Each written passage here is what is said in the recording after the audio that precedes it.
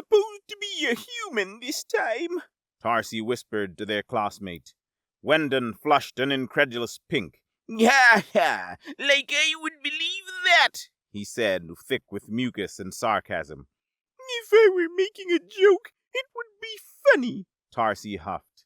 "Lost Cycle's cultural enrichment guest speaker was the shuttle driver algorithm. I don't think the adults would bring in a Deathworlder from a warrior caste. The horrors of humans are in all the old battle books, you know." Instinctively, Tarsi shuddered, arrhythmically wiggling all their feet at once, matching the gestures exhibited by their parents and sire herds any time they were forced to remember the Great War of Misunderstanding. "Tarsi is right," Duff, Wendon's tin, said as she floated over to join them at the cubies. "I saw it." "Told you," Tarsi snorted. "You know, Wendon, after testing, I'm really gonna miss you when they advance us and you're still in creche. I'll think back on our time fondly." "You're still not funny. What does the human look like then?" Wendon said, stubbornly turning to his sister. "It isn't scary, it's—" The trio fell silent as a towering adult entered, followed by a short, jaunty biped with a thatch of golden fur at his crown. 2 other silent adults, the creche's cultural enrichment directors, floated at the party's rear. A somewhat stunned crowd of children formed a polite circle around the human. The shorter and less sensitive species herded closer to the front. One of the classroom adults pulled out a strangely bending chair from somewhere and brought it over. Tarsi studied the Deathworlder more closely. 2 forelimbs, 2 rigid legs beneath. Its skin had practically no bioluminescence, and it wore a breather clip on its 2-eyed face. An adult spoke a series of deep syllables, copying the words into symbols that floated above the class's heads, drawing their attention. Sonic vibrations and light patterns radiated out, a multi-species translation of the human's correct address. To Tarsi's ears, the syllables sounded like Jojo. As the adults went through their dry opening lecture, even the human looked bored. Tarsi noticed that it kept fiddling with its breather clip. "You're right, Duffy," Wendon sneered under his breath. "It's smaller and softer than Tarsi's people, even. Not scary." They ignored Wendon and his bravado. Tarsi noticed his aura laced with ambivalent indigo anyway. Much more interesting was the strange, fidgeting human. The instant the adults fell silent and the open forum lesson began, one of Tarsi's classmates raised a wiggling limb. "What's the scariest thing on Humanza?" they asked the guest speaker. The adults stood or floated serenely, not interfering. "First off, kid, it's called Earth, not Humanza." Jojo spoke at last, sound waves emanating from the largest hole on his face. "Second of all, that's easy. They're called snakes." The class waited in silent expectation. "They're scariest because they have fangs and venom and can kill you in 1,000 different ways." Jojo eagerly filled the silence, sitting in the offered chair and crossing one knobbly jointed limb over the other. "Venom is cool and all. My friend Andrew had a book about snake venoms, but snakes don't need poison. Sometimes they can just squeeze and crush you. The ones that do that are called boa-constrictors. Oh, and, yeah, I should probably mention, snakes don't have any arms or legs or nothing. They just slither around on their bellies." The human wiggled in imitation, its 2 forelimbs held at its sides. The concept was an unsettling one. Tarsi clenched their 6 feet uncomfortably, wondering how the Deathworlder could be so delighted to be speaking of such a terrible monster. "Snakes are real sneaky, too. You can't hear 'em coming unless they want you to hear 'em coming, which they probably don't. Where I'm from," he continued, "I mean, back when we had the farm and all, they had things called rattlers." Helpfully, an adult manipulated some unseen controls, and a static image of a Crotalus cerastes rattlesnake appeared above the students' heads.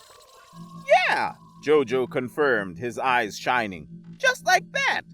The archival image began to move, seamlessly playing a spectra capture recording that demonstrated the uncanny movements of the Humanza fauna. Some of the children oohed or moaned. Jell, the student who had first asked the question, however, seemed to be in more significant distress. Tarsi noticed that Jell's carapace had begun turning progressive shades of ultraviolet. A foul chemical tinge could be detected in the air around the student, too, if one had the inclination to taste it. If Jill doesn't get their camouflage reflex under control, Wendon whispered, the adults are gonna... Oh, wait, never mind. Just as the words had been spoken, a pair of adults entered the room and flanked the panicking student. Tarsi craned their neck, but Jell was hidden behind the adult's cold bulk. So my dad's friend yells, "Stay away from her," and goes to get a shovel. Jojo whooped, recapturing their attention. So we're standing by the pool. My little sister's just standing in the kitchen with the big glass doors closed because she's so scared. But then my dad's friend comes out with a shovel and just starts wailing on the bushes. The human rose out of his chair to demonstrate the technique. And he cuts its head clean off. It kept moving afterward. He gave me the rattle to keep. Jojo finished proudly. We put it in a plastic bag, and I still have it somewheres. A perceptive adult produced a technical diagram of a human shovel, answering the class's question before it was asked. Yep, a good shovel, do ya? The human concurred. When Tarsi and their friends looked back to check on Jell, there was no sign of them nor their camouflage reflex. The rattlers aren't all. There's more snakes than even I know. My friend Andrew had a book about them, and it said the biggest snakes live in the jungles in India and the Amazon, or Africa and stuff. They've got swimming snakes, spitting snakes, snakes that can climb trees, and they eat anything they want to, too. Jojo continued the monologue with a smile, demonstrating a neat row of unsettling human teeth. Does everything have fangs on Humanza? Wendon whispered sardonically. Tarsi flashed their friend a quick note of mirth before turning back to the guest speaker. They watched the human push its breather clip higher on its short, stubby face as it spoke. It says that some jungle snakes there get so big they can even eat horses. What are horses? A small, fuzzy student asked. Horses? Jojo repeated the word with a child's sense of indignation. He had really been on a roll before the interruption. I don't know. They're called horses. They're big. We ride them. They're horses. How can you not know? Annoyed, Jojo looked from adult to featureless adult. Obligingly, they had already begun summoning educational aids related to the fauna under discussion. Equines from the human homeworld. A motion capture field recording began to play in the air above the children. A human, taller and shaped differently than Jojo around the hips and chest, was seated atop a gigantic black quadrupedal form. The beast's neck was long, diagonal, and covered in a thick mat of dark hair. Tarsi, however, couldn't help but stare at the helmet worn by the human rider in the video. They wondered what its function was, what it covered up, but Tarsi didn't wonder badly enough to raise their foot and ask. The students oohed and trilled softly as the image of the human rider leaned backward, her arms tense in the saddle. Somehow, the great beast she sat upon began to move sideways in a delicate, graceful maneuver. Its 4 spindly hooves tapped the dust, rotating its large black body and circling its human around. The human in the video smiled a toothy grin, and other humans placed a golden circle around her neck. I can do that, Tarsi said to their friends, their tone derisive. One of my herd sires is a side sprint champion, you know. The twins flushed yellow with mirth. Yeah, Wendon said, but you've got 6 feet, so that's less impressive than the Humanza horse. 1/3 less impressive, Duff agreed. That thing wasn't really... Tarsi began to defend themselves when a knowing glare from a nearby adult silenced their chattering. Jojo, seemingly growing bored by the video, took advantage of the silence to continue his time in the spotlight. So yeah, that's all my stories about snakes. Snakes are the scariest. Oh wait, I forgot. Again, the human jumped from his contorted chair. I once went to a place called Jacksonville, and I saw a cop shoot a snake that had eaten someone's cat. Where's that? What's a cat? What's a cop? The adults worked in graceful concert. rapidly pulling up images, videos, scent patterns, and hypersonic audio clips for their students' edification, silently answering questions as limbs, tentacles, and hooves shot up for attention. The classroom's algorithm seamlessly collated a four-dimensional tableau of the human's vivid scene, cross-tabbed to allow curious minds to explore the diverse tapestry of cultural enrichment data. What's that? A student trilled, pointing her beak toward the policeman's hologram firearm. It's called a gun. What's a gun? The student began to ask, but she fell suddenly silent as a looming adult sidled up. It extended a thin appendage and closed her words off, just in time. Nay! Before Wendon could form a single glittering phoneme, another adult flashed discipline warnings in his direction. He buried the remark in a mucosal squelch. Tarsi wished their friend could keep his thoughts to himself sometimes. The olds would probably lump them in with the twins if Wendon got himself bounced. Then they'd miss the first truly interesting cultural enrichment lesson in living memory. A cat is like a dog, but... Jojo was speaking naturally, managing his audience without missing a beat. But they don't like water, and they only let you pet them sometimes. The classroom produced another four-dimensional learning aid. From ancient humanza, religious practices, through anatomical diagrams, to an addendum on meme culture, it contained all available information on the concept known as cat. Idly, Tarsi looked at the cat data, but they noticed that, against their back, they could feel the cubby wall vibrate in an unexpected yet meaningful way. Tap, tap, tap, tap, tap, tap, tap. That thing is scarier than the snakes, Wendon said, speaking in taps, communicating in a rhythm code some of the children had worked out amongst themselves, unbeknownst to the adults. See? Tarsi tapped back. Fangs on this one, too. And this one, Wendon's twin added. One of the diagrams floating near them had captured Duff's attention. The image showed the cat creature under discussion, but the small feline was compared to a larger four-legged creature with a more elevated body and forward-thrusting mouth. What's that longer one with the teeth? Duff asked aloud, her tone polite, clear, and carrying. Helpfully, she pointed at the canine diagram. The human smiled its own teeth at her. It's called a dog. Their diverse, sheltered minds already somewhat stunned by the surplus of novel information, the class sat more or less docile as Jojo took them on a deep dive regarding the dog thing, pausing only to readjust his breathing clip. All dogs have 4 legs, but sometimes they have 3, but they can still walk and hop around if they do. My dad's friend had one with 3 legs, but it died. No. The human pointed at one of the images produced by the adults. That's a wolf, but I heard that dogs and wolves are kind of the same thing. The classroom's algorithm produced a quick fact check, displaying the genetic overlap between humanza dogs and wolves, confirming the child's assertion. Wolves are cool and scary too, but you never see them because they just hang out in the forest and eat rabbits and stuff. I had a cool shirt with a wolf on it. One student raised a segmented forelimb. What's a rabbit is a tiny furry thing, Jojo explained without losing his patience this time. It hops around. It's not scary, don't worry. No teeth or poison or anything cool. Tarsi found themselves staring between the diagrams of dogs and the wolf. They looked at the fact check, the DNA addenda.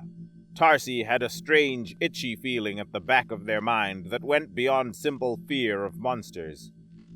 Dogs are more interesting anyhows, because there's even more types of dog than types of snake. My neighbor has a golden retriever named Lucy, and there's beagles too, like Snoopy Dog. Do y'all have Snoopy Dog up here? The silence answered his question. That's nuts! Y'all need Snoop! But I've got a border collie. That's the best breed, my dad says. But bulldogs are cool too. I got to play with huskies once. Just puppies, but they look like little wolves. Pit bulls are the fiercest. Pugs are the dumbest. Something clicked in Tarsi's mind. They understood the dog now. It made a kind of grim sense, they allowed, that the humans would simply turn one of their world's most aggressive monsters into 100 novel varieties, each more useful to the dominant species' interests than the original wolf. Tari's reverie was broken by the loud, hollow notes of an adult speaking.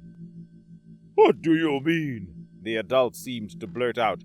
That you got a border collie? Yeah, that's my dog Macaroni, Jojo replied, unruffled. He's a border collie. You know, like Lasso, the famous movie dog. Several of the students, each belonging to a species with short fuzzy bodies bristling with vibrant color, had begun to cluster and back away from the human. Tarsi watched them as they pressed themselves against the far wall, backing up awkwardly and waddling into each other. Tap, tap, tap, tap. What's the problem? Wendon asked in code. Tarsi had a good guess, but they declined answering, focusing their attention back on the human called Jojo. Collies are good farm dogs. That's why we got Macaroni when he was a puppy. But now we don't have the farm. He's still a good boy, though. Terriers are good farm dogs, too. So are German Shepherds. Do y'all know what a hound dog is? I've seen greyhounds racing. They're real funny looking, yeah, like that. A helpful adult-produced diagram kept pace with the human's ramblings. They got show dogs, too, but that's girl stuff and old people stuff mostly. So I don't watch much, except for the really crazy curly-haired dogs. Those are funny. He laughed toothily. How do they even see? Hunting dogs are way more tougher. When you're out hunting a deer, you need a good hound by your side, is what they say. What's a deer? Came the inevitable question. It's something you hunt, like a rabbit, but bigger and no fur. Or, yeah, like a horse, but wimpier. Deer are real scared all the time, so you gotta go quiet through the trees so they don't hear you. If a deer hears you... Jojo clapped his hands together sharply. Boom! It's gone! Hey! Wendon tapped out in code, getting Tarsi's attention. Hey! Check them out! Sure enough, the panicking members of the small ball-shaped species had reached a fever pitch, each student's thousands of multicolored tendrils puffed up in anxiety. Tarsi and their friends watched as one by one the unsettled little students forced their way out of the classroom without an adult escort. You do these things? A hollow voice rang out, accompanied by infrared flashes. The same curious adult. You engage in these activities? What, like going on hunts? The adult flashed in the affirmative. No, Jojo sheepishly admitted. I really want to go on hunts, and I will someday. I got a friend who hunts, though, Caleb, so I know all about it. He and his dad have these 2 pit bulls and another one, I don't know what kind of dog, but they take 'em out in their truck to hunt hogs. The dogs, see, they run around and smell everything until they find a pig. Then it runs and squeals and everyone chases it. The human placed one of its 5-fingered hands on the breathing clip to keep it from falling off as the storytelling grew more and more animated.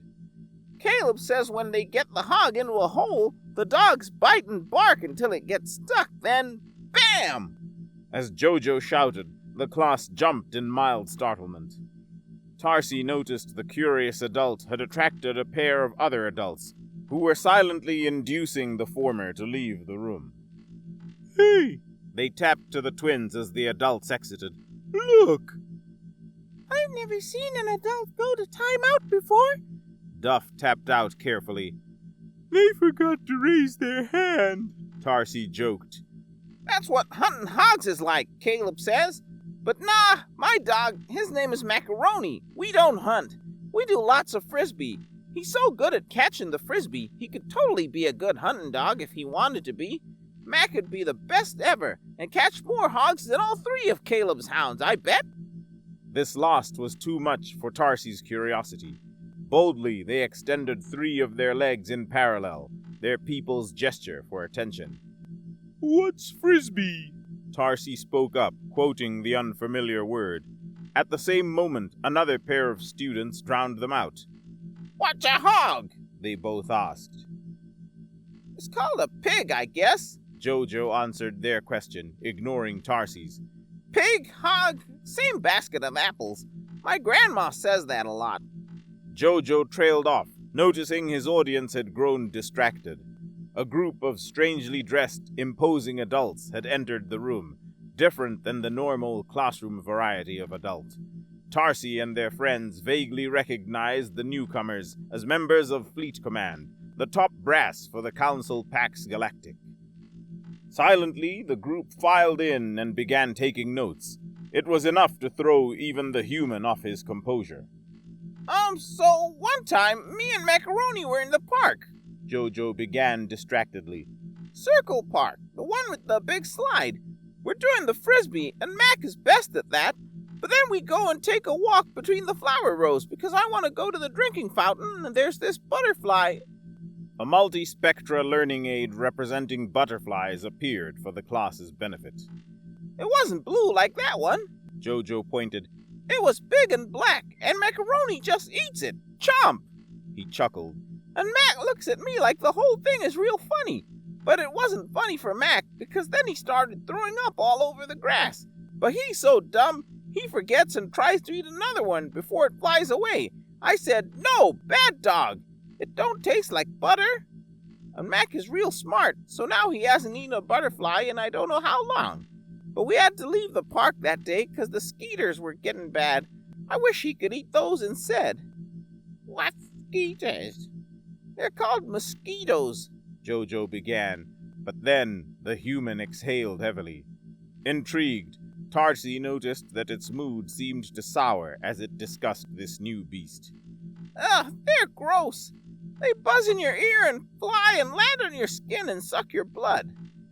Imagery and information sporadically began to appear, but even the adults seemed squeamish at the description, hesitatingly pulling up diagrams of the mosquito.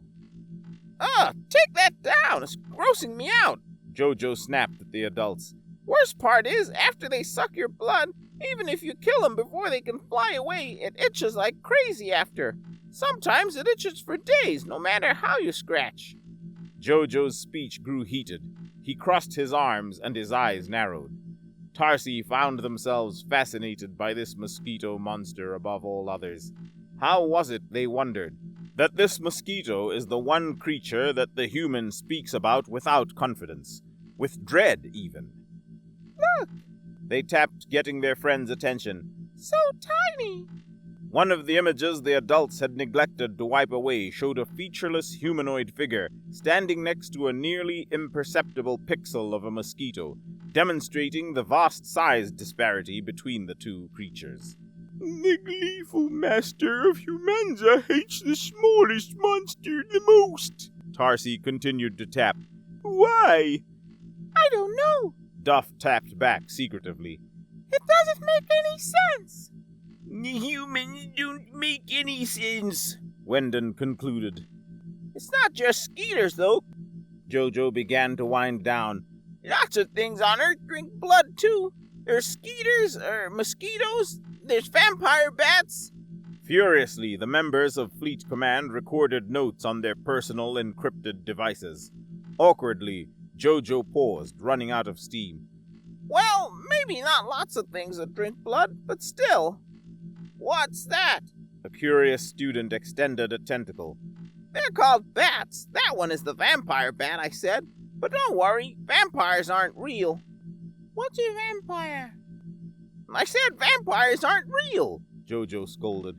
Bats are like flying mice, I guess. It's the vampire bats that drink blood, but I haven't seen one. Oh, yeah! Triumphantly, Jojo interrupted himself. I thought of something else that drinks blood. Some flies drink blood, too. Biting flies, my dad calls them. More than one camouflage reflex triggered among the multi-species crowd. Biting flies, they'll land on you, the boy continued, and take a big old bloody bite. They're stupid, because I can just flick them into red goo. They're so slow. An adult with a stronger sense of fortitude than the others managed to pull up an educational life cycle diagram of the Diptera order of animals on the human homeworld. What are those? Duff asked, pointing to a writhing mass of small, pale living things. They're called maggots, I think. Oh, I got a story about maggots. I'm sorry I ever asked, Duff tapped out. We know. We know, Duff's friends replied in tandem, expressing their sympathy in rhythm. So the story's about rabbits. Remember them? Yeah, those. Jojo nodded at a helpfully timed visual aid. Rabbits ain't too bright, so sometimes they get themselves trapped. Well, I was living in the basement room, which is the best room 'cause it's the biggest. This is after we moved from the farm into the house. An adult flashed a gentle sign of impatience at the human, but Tarsi noticed one of the fleet commanders perk up at Jojo's seemingly irrelevant details. So one day I'm sleeping. I'm in the basement room, remember? And I hear a big thump, but I'm not scared. But I'm tired, you know. I don't want to get up. But just as I'm about to sleep, I hear a thump, thump, thump. All night. Thump, thump, thump. Okay, maybe not all night, 'cause it stopped when I woke up. But I forgot all about it, and a few days later, I started seeing flies in my room. Someone raised a hand. No, not biting flies, Jojo answered with childlike intuition. These are bottler flies, my dad said. They're real green and shiny, see? A true color hologram appeared. The student glowed with understanding. First day was 1 fly. Next day I counted 5. I started shooting them with my BB gun until I ran out of pellets and Dad wouldn't buy me more. So anyways, I went to my window, which was real deep and which was where the thumping was coming from, remember? I opened the window and about 1,000,000 flies come buzzing out. And then I see the rabbit. It's so gross. Lots and lots of those wiggling maggot things spilling out of it. As Jojo recounted the tale, one particularly large species of student was forced to carry off its classmate, who had fainted, their assigned adult being too woozy to complete the escort. It was the rabbit that was trapped and thumping, see? Jojo summarized sagely. Dead things turn into maggots. Maggots turn into flies. He spoke the words glowingly, as if comprehending the connection for the first time. Tarsi felt tempted to follow the ill student out of the classroom, but they'd never live it down if they cracked before the twins, especially Wenden. Tarsi looked over and noticed that their friend hadn't spoken in a while. His skin was tinged with a sickly purple undertone. Apparently, the human's maggot story was powerful enough to silence even Wenden. One adult, then the next, flashed signals of gentle impatience. The wrap-it-up mood, Tarsi knew. Deciding that this was their moment, Tarsi took advantage of the silence to raise 3 of their feet. Without waiting to be called on, they asked a prolonging question. What's your favorite? Jojo turned, surprised. Which one is your favorite? Tarsi repeated. Out of all the monsters on Humanza. Geez, it's Earth, and they're just animals, but it's a good question. The human crossed its 2-jointed legs. Tarsi felt a small flush of pride for making the Deathworlder think before it spoke. They're called dinosaurs, Jojo said at last. No learning aids appeared. For a moment, the lights dimmed almost imperceptibly as the classroom algorithm churned through the concept. I used to be really into dinos, the human said somewhat shyly.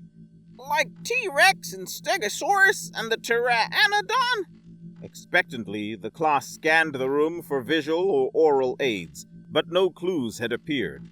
The adults did what they could, which wasn't much. T-Rex you probably already know. The big guy with the tiny arms and the huge head stomps around. Jojo stood from his chair and contorted his body in a child's imitation of the great Cretaceous beast. And oh, he ate anything he wanted. Stegos aren't as dangerous, but they're real tough because they've got armored spikes all over their backs. And I read they can swing their tails like weapons. Some dinos even had feathers. As Jojo spoke, the classroom algorithm did a passable job bringing the dinosaurs to life. The students oohed and awed appreciatively, reacting more enthusiastically to the generated dinosaur depictions than they had to the actual field recordings of living creatures. Some of them could fly. There were water dinos too. Raptors were small and fast, like wolves, but they're lizards, remember? I had a toy raptor once, but Macaroni ate it. Furiously, the members of Fleet Command scribbled notes to themselves and their subordinates. It's kind of kid stuff, I guess. Dinos aren't around anymore. They all died like 1,000,000,000,000 years ago or something. The classroom's excited attitude deflated as Jojo spoke the careless words, revealing to his overawed audience that the terrifying thunder lizards were indeed extinct. One among the fleet command even had the dignity to flash a tone of admitted embarrassment. Intuitively, Jojo began to sense that his audience had lost a large portion of their wonder. An adult or two moved closer. Not ready to surrender his time as the center of attention, Jojo decided to stoke the room's curiosity. Something's still around, though. Something I've actually seen. And it's pretty much just like some dinos. Tarsi craned their neck. The whole class fell silent, leaning slightly inward toward the human. They're called gators. As the human vividly described the low-slung aquatic predator with an armored hide and endless teeth, a memory came unbidden into Tarsi's mind. A different cultural lesson. The monster sculpture of the ancients. An archaeological curiosity, millions of cycles old. The golden carving depicted a creature from Tarsi's ancestral homeworld. A thing of the depths. The static beast boasted an armored shell, and it was said that it could kill an unlucky diver with a single sting. Thankfully, such extinct things had long since receded behind the veil of myth and legend. Another part of her mind was still on Jojo, listening to the human gleefully reciting its litany of all too real horrors. In Africa, they get as big as boats, but they're not gators, they're crocodiles. A fun way to say goodbye is say, later, alligator. Then if you want to talk like you're from Earth, you say, in a while, crocodile. One infrared flash, a noise like the clearing of lungs. The chorus of adults giving their species' version of the wrap-up signal became difficult for Jojo to ignore. Tarsi shuffled from foot to foot, watching the battle of wills between the human and the adults. Wait a minute! I didn't tell you everything! Jojo said, clearly still in a talking mood. You want scary? I'm not done. I haven't even told you about lions, tigers, or bears. But they ain't really scary because I haven't seen any, is why I didn't mention it. But they're real, yeah? So, lions are like cats. Remember cats? But they're huge and from Africa, and they can eat a whole zebra. And bears are almost like people. Human people, I mean, but hairy and huge and 10 times as mean. First one, then a second stunned student slumped over in a faint. During the description of grizzly bears, Tarsi noticed one member of Fleet Command briefly lose consciousness. They're like lions, and they've got stripes, and they're called tigers. Jojo's speech slowly stuttered to a close as he noticed his diminishing audience. Hey, what gives? The adults had stopped producing learning aids for the human. A small army of support staff had entered the room to tend to the overwhelmed students. The fleet commanders showed themselves out. 2 towering adults gently placed themselves between the human and the bulk of the children. Jojo's moment in the spotlight had ended. Fine, I'm done. I'm tired anyway, and this stupid clip is really hurting my nose.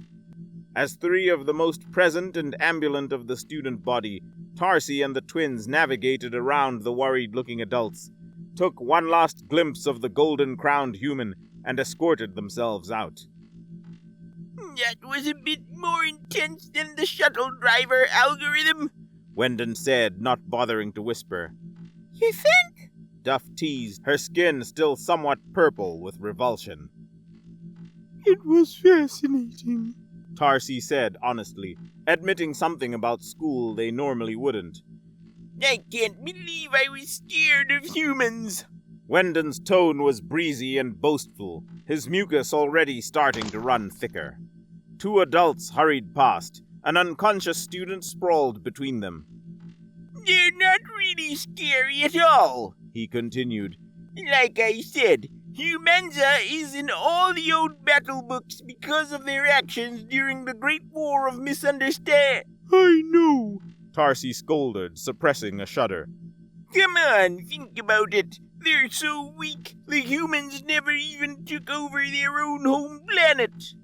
What? Duff asked, confused. Normally, Duff didn't miss much. I was afraid of the humans conquering us, but in all their species history, they haven't even finished taming their own homeworld. Wendon grinned and glowed in triumph. You heard the human. His people are still competing with snakes and dogs and gators and horses for mastery of Humanza.